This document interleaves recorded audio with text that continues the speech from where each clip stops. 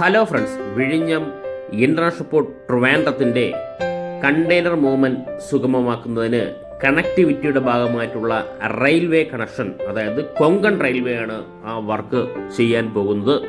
2025 വിഴിഞ്ഞം മുതൽ ബാലരാമം വരെയുള്ള ഭൂഗർഭ റെയിൽ പാത നിർമ്മാണം തുടങ്ങും എന്നാണ് അറിയാൻ സാധിക്കുന്നത്. വിഴിഞ്ഞം തുറമുഖം മുതൽ ബാലരാമപുരം വരെ 10.7 കിലോമീറ്ററാണ് ടോട്ടൽ ലെന്ത് വരിക. വിഴിഞ്ഞം തുറമുഖത്തു നിന്നും ഒറ്റ വരിയായി പോകുന്ന പാത ബാലരാമപുരത്തു നിന്നും രണ്ടായി തിരിഞ്ഞ് നേമം സ്റ്റേഷനിലേക്ക് പോകും.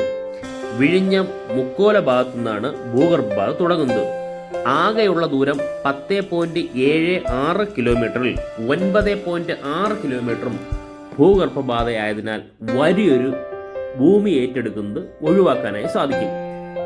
പാത കടന്നു പോകുന്ന 65% മണ്ണായതിനാൽ ഭൂഗർഭപാതയ്ക്ക് വേണ്ടി തുരക്കുന്ന ഭാഗം കോൺക്രീറ്റ് ചെയ്താണ് മുന്നോട്ട് പോകുന്നത്.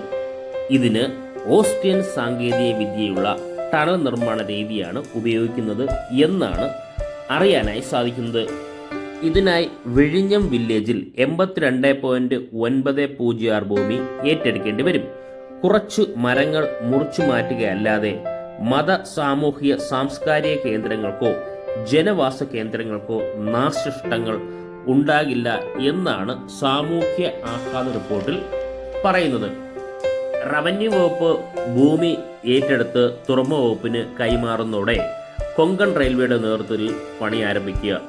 11 വീടുകൾ പൂർണ്ണമായും പൊളിക്കുകയും 17 വീടുകളിൽ താമസിക്കുന്ന 38 കുടുംബാംഗങ്ങളെ മാറ്റിപ്പാർപ്പിക്കുകയും വേണം. റെയിൽപാത നിർമ്മാണം 42 മാസം കൊണ്ട് പൂർത്തിയാക്കാനാണ് ഉദ്ദേശിക്കുന്നത്.